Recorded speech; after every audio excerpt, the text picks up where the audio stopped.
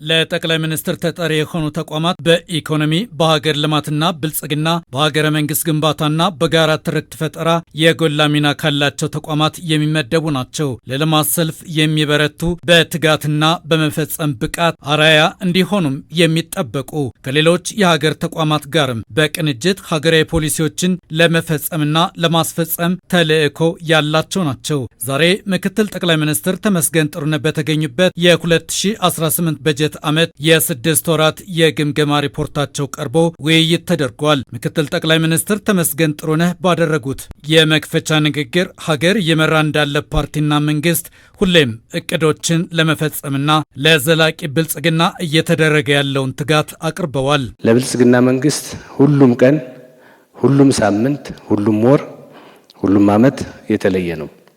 ለኛ ጊዜ እንደ በጀት ነው። እየተጨመረ ሳይሆን እየተቀነሰና እያለቀ የሚሄድ ነው። ስለዚህም የምናቃጥለው እያንዳንዱ ሰዓት እንደ ዕዳ፣ የምንሰራው ደግሞ እያንዳንዱ ሰዓት ደግሞ እንደ ምንዳ ይቆጠራል።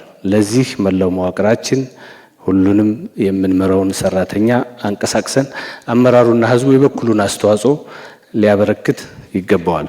ኢትዮጵያ በተቀራረበ ጊዜ ግራንድ ፕሮጀክቶችን የምትፈጽም አዳዲስ ፕሮጀክቶችንም የምትጀምር የልማት ማሳያ ሀገር ሆናለች። ምክትል ጠቅላይ ሚኒስትሩ ባለፉት 6 ወራት የተፈጸሙና የተጀመሩትን አቅርበዋል። በዚህ ዓመት እንኳን ታላቁ የህዳሴ ግድብን አጠናቀናል። የቢሾፍቱ ዓለም አቀፍ አውሮፕላን ማረፊያ ጀምረናል። ታላላቅ የኃይል ማመንጫዎችን እያስመረቅን ነው። የጀመርናቸውም አሉ። የማዳበሪያ ጋዝ፣ ነዳጅ ፕሮጀክቶች ወጥነናል። የኒውክሌር ታዳሽ ኃይል ለመጠቀም ጉዞ ጀምረናል። ትናንት የሸበሌ ሪዞርትን አስመርቀናል። ባለፈውም እንደዚሁ ያስመረቅነው አለ። በቅርቡ የምናስመርቃቸው ይኖራሉ። መንገዶች፣ ድልድዮች፣ ግድቦች፣ ቤቶች እና የተለያዩ ግንባታዎችን ማጠናቀቅ፣ ማስመረቅ የተለመደ ሆኗል። የጉባ ብስራቶች ቀስ በቀስ ስር ሰደው ተግባራዊ የሆኑ መሆናቸውን እንመለከታለን። የ14 ተቋማት የ6 ወራት የእቅድ አፈጻጸም ሪፖርት በጠቅላይ ሚኒስትሩ ጽህፈት ቤት የካቢኔ ጉዳዮችና የሴክተሮች ክትትል ዘርፍ ሚኒስትር ዴኤታ ዶክተር አክሊሉ ታደሰ ቀርቧል። በመቀጠልም የተጠሪ ተቋማት ኃላፊዎች ሀሳቦችና ጥያቄዎችን አንስተዋል። ምክትል ጠቅላይ ሚኒስትር ተመስገን ጥሩነህ ባቀረቡት የማጠቃለያ ሀሳብ 3 ጉዳዮችን ጠቅሰዋል። የመጀመሪያው የስራዎቻችን መነሻና መድረሻ ኢትዮጵያን በማሰብ ሊሆን ይገባል የሚለው የምንሰራው ስራ ኢትዮጵያን የሚገልጽ ስራ ነው። አደረጃጀቱም ሲሰራ እነዚህ ተቋማት ለብቻ ተደራጅተው ቢሰሩ እንደዚህ ያመጣሉ ሳይሆን ሞር ኦፍ ክሮስ ፋንክሽናል የሆኑ ሌላውን ሚኒስትሪም የሚነኩ ሌላውን ክልልም የሚነኩ ሌሎችንም የሚነኩ ስለዚህ የጠቅላይ ሚኒስትሩን የቅርብ ክትትልና ድጋፍ እና ውሳኔ የሚፈልጉ ተቋማት ስለሆኑ ሁሉንም ብታዩ እንደዚያ ናቸው። ኮሚኒኬሽን ብታዩ እንደዚያ ነው። ጸረ ሙስና ብታዩ እንደዚያ ነው። አደጋ መከላከል ብታዩ እንደዚያ ነው። ኢንቨስትመንት ብታዩ ሁሉንም ስታዩ ለሆነ ሚኒስትር ለአንድ መስሪያ ቤት ብቻ የሚሰጥ ሳይሆን የጠቅላይ ሚኒስትሩን አቴንሽንና ክትትል የሚፈልጉ ናቸው። ያ ማለት ምንድነው?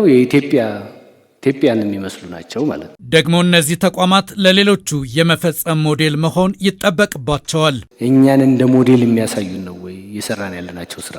ሌብነትን በመታገል ኢኒሼቲቮች በዚህ ዓመት መጨረስ አለብን የሚል በፓርቲም ደረጃ በመንግስትም ደረጃ ዲክሌር የተደረጉ ማለት ሲልድ የተደረጉ የናሽናል አይዲ ጉዳይ፣ ዲጂታል ጉዳይ፣ መሰብ ጉዳይ እና ሌሎችም እነዚህ ዜሮ እንጨርስ የተባባል 100% መጨረስ አለብን ተብለው ዲክሌር የተደረጉ ጉዳዮች ምን ያህል ነው እኛ ተቋም ውስጥ እየተንቀሳቀሱ ያሉት? የተጠሪ ተቋማት የየዕለት ስራ ውጤት ለተቋሙም ከዛ ባሻገርም ላለ ሁሉ የአገልግሎትና የእሳቤ ለውጥ ሊያመጣ ይገባል የሚለው የምክትል ጠቅላይ ሚኒስትር ተመስገን ጥሩነህ 3ኛ የማጠቃለያ ነጥብ ነው።